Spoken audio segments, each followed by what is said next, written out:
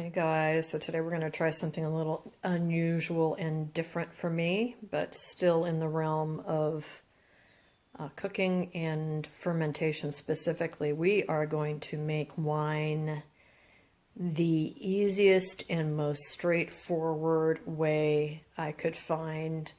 Hugely easy by following simple directions.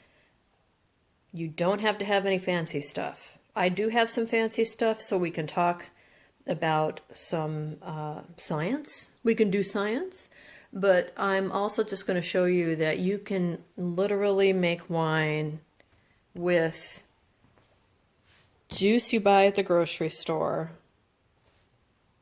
white sugar. You don't even have to have the sugar. You can just use the juice. That would make more like like cider. This is 100% juice, and it is apple cider blend, so it's got apple juice in it, and it's half off. That's why I got it. It doesn't expire till December. So this would become like a apple cider that you would, a hard apple cider, so like 5-6% alcohol, which is pretty strong for cider. Well, yeah, anyway, if you add sugar to it, you drastically increase the amount of alcohol you can get out of it. And so that turns it more into a wine percentage. I'm going to shoot for about 16% alcohol. And we're going to try that together. So how I can test how much alcohol is that I have a hydrometer. And I've taken my initial reading, and I have figured out that my initial specific gravity reading is 1.052, which is about 7% alcohol if I just put yeast into the sugar and let it sit. But yeast into the juice and let it sit. But I'm going to add some sugar, so I'm going to up that amount. So what I need to do is take the sugar and this yeast and add it to these containers. So you'll see I've got 2 containers here, each with different amounts of sugar that will go in and yeast that will go in, and I'm using bread yeast. I'm not using cider yeast, I'm not using champagne yeast or wine yeast. I'm using things that you have in your cupboard, probably now. This is a recipe from a gentleman on YouTube who does a lot of winemaking, all sorts of things, fermentation. His name is Pawpaw. This is his recipe. Twice as much sugar, twice as much yeast. This is a more usual recipe that most people follow, which is half as much sugar and half as much yeast. So for this gallon, I poured off some so I could get all the sugar in there and we can mix it up. It's the extras over here, so we'll see how much I can pour back in while still giving it some headroom to ferment. So this is 4 cups of sugar and a 1/4 teaspoon of yeast, bread yeast, quick rising bread yeast. I'm using some that I got in Mexico as a quick rise bread yeast. You can use the kind that comes in the little packets. I pulled this out of the freezer, but it was too old. It wasn't, I tested it, didn't foam up, so. But you can use Red Star, Fleischmann's, whatever. Anyway, so he uses a 1/4 teaspoon of yeast per quart. This is a 1/4 teaspoon of yeast per half gallon. Okay, I'll put the recipes down below. So what I'm going to do now is I'm going to add the sugar and the yeast into each container. This into here, this into here. We're going to shake them up to get the yeast and the sugar all distributed inside these containers. I might have to take out more juice for this one. I'm not sure if that'll all fit in there. Then we're going to take another specific gravity reading. And then we're going to put the caps on. After it's all mixed together and I have it topped up enough, we're going to put the cap back on. But here's the trick. Here's why you don't need to get the carboy water locks, which I do have, right? Or the one-way valve, silicone valves. This is easy cheesy. We're doing this at home. This is the redneck way, right? So I screw the lid on just enough to where if I pull it, it doesn't come off. But listen, right? You can hear that coming up and down. So when it starts fermenting, that CO2 is going to push up, come out, and the cap's going to drop back down, keeping out fruit flies and bugs and oxygen. But when it needs to, it'll come up, let it out, drop back down.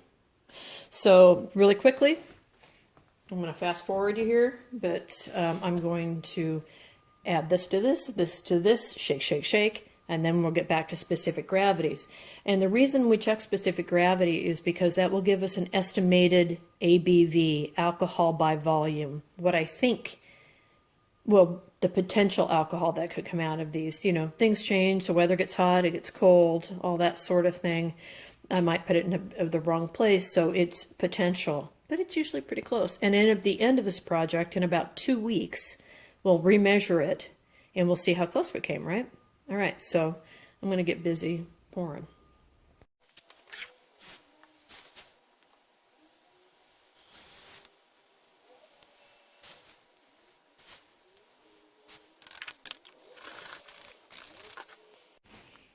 All right, so while I pour into this one, a few things occurred to me that I should talk about real quick.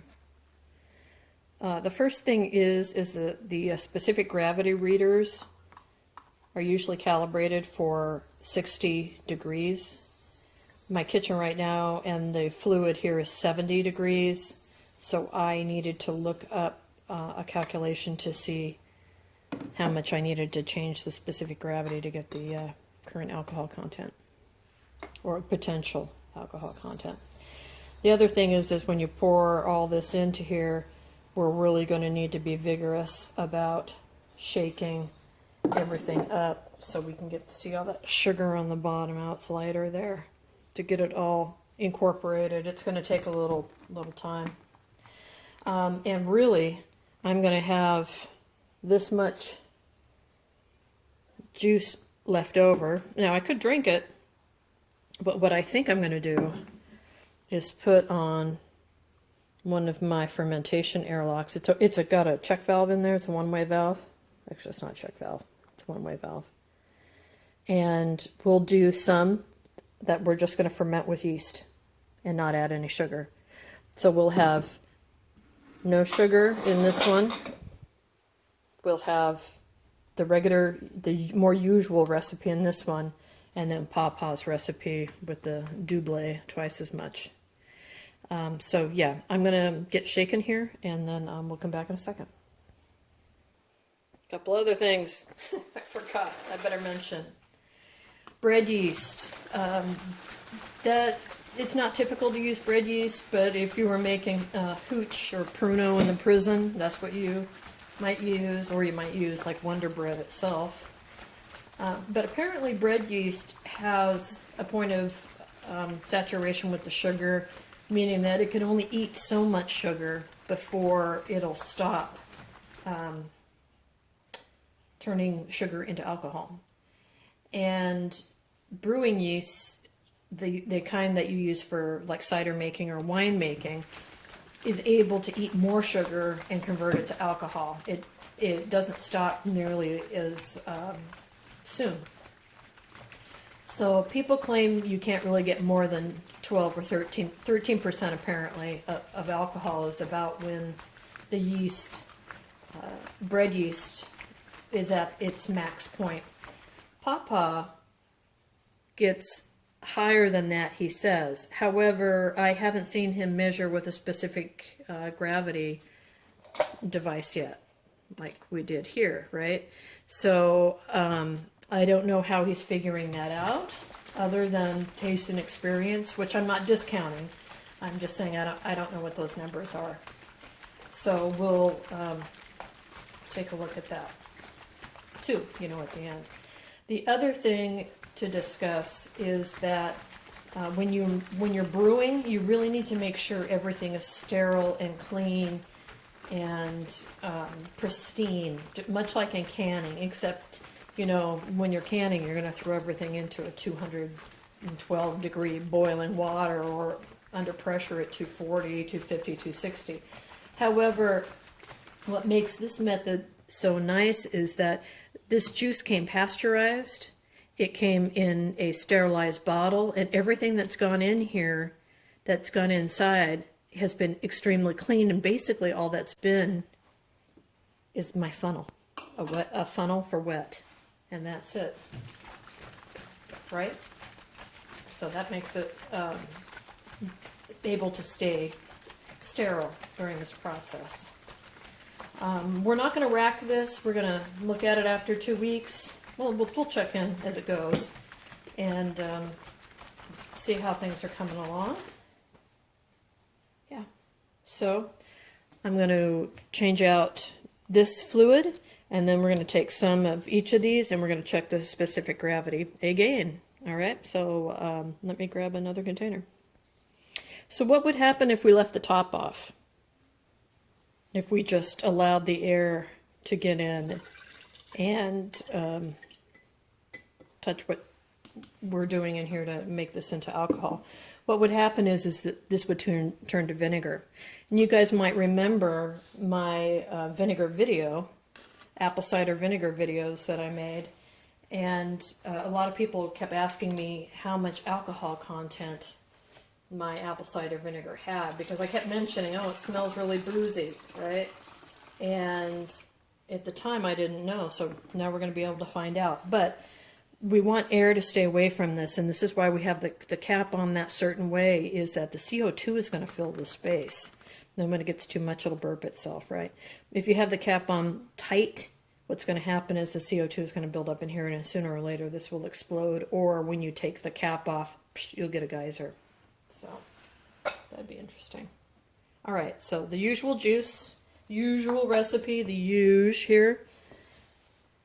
I'm going to go ahead and test the specific gravity. When you put the hydrometer in, or the refractometer, or whatever you're using, you put it in, you give it a little spin.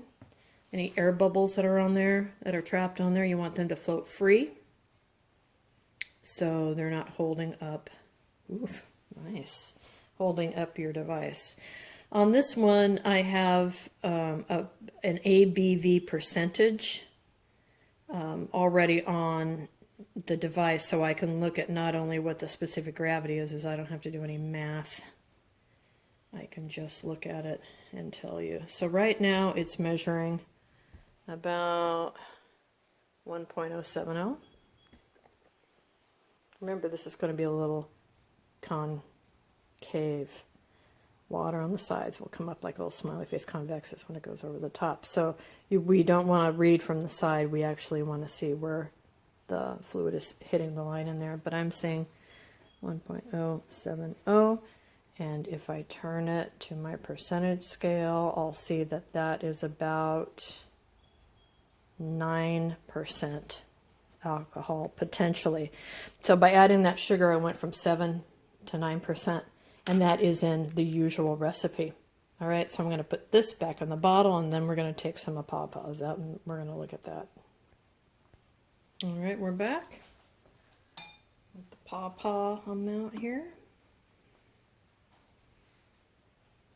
Give it a twist. Remember, it has twice as much sugar in here as the last one did. Getting a little crazy. Oof, you guys. Wow. Okay. 1.090. 1.090, and the potential alcohol 10, 11, 12%. Now we're shooting for higher. We'll take what we can get. We'll see what happens with this. This is my first time making wine. 10, 11, yeah, 12. So we'll see what happens, right? I'm going to put this out as its own video because I think it's going on a little long anyway. But we'll give this a shot, and I'll come back in a couple weeks and definitely finish up with you guys. Did want to talk about one more thing with the juice. It needs to be 100% juice. You can use 99-cent Welch grape juice. You can even use things that aren't juice, and we might fool around with that at some point. But you can see the ingredients: unfiltered apple juice. If you have, and that's all it's in here, if you have anything with a preservative in it, what's going to happen is that the preservative is going to keep this from fermenting, and you're just wasting your money. So what we're going to do now is go ahead and give that ability to move up and down. I'm going to go ahead and add about a quarter of a teaspoon of yeast to this with no sugar. We'll give that one a try. Make a note of it. Today is Monday, June 14th. And yeah, pretty exciting stuff. So we're going to take a look at what we get, and we'll come back in a couple of weeks and see what happens. All right. Let me know if you have any questions. Like I said, this is my first time doing it. I'm no expert in any way, shape, or form. However, I know how to ferment, and it's just a ferment. This is much like making my apple cider vinegar, so I'm pretty confident in it. We need to keep this between 70 and 80 degrees in a cool place, or not cool place, because it needs to be between 70 and 80 in a dark place. I don't really have a great dark place. I want to be able to see this stuff because I want to be checking it every day. If I put it in a closet, I'm going to forget about it. So my mastermind has been thinking, and I think what I'm going to do is just put a cardboard box over the top of it. As usual, I shall put it on my Hoosier, so I have it in my kitchen, and I can keep an eye on it, so it'll be dark. And yeah, what do you think? Let's try it together. Yeah, if you're under 21, don't do this. If it's illegal in your state, don't do this. It's a great science experiment. That's what I'm showing you today is science. In my particular state, which is the state of Oregon, and I'm very proud to be an Oregonian, you can do lots of stuff here and not get in trouble. I mean, crap, they decriminalize most drugs, as a matter of fact. Not that that's cool, but it is what it is. So you can grow marijuana here, you can smoke in public, you can do whatever you want, pretty much. So they're not going to fool around with somebody making some wine in their house.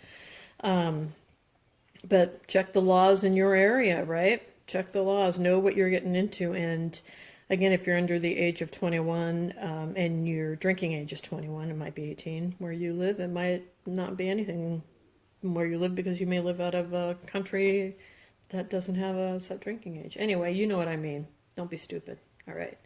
See you in a couple of weeks.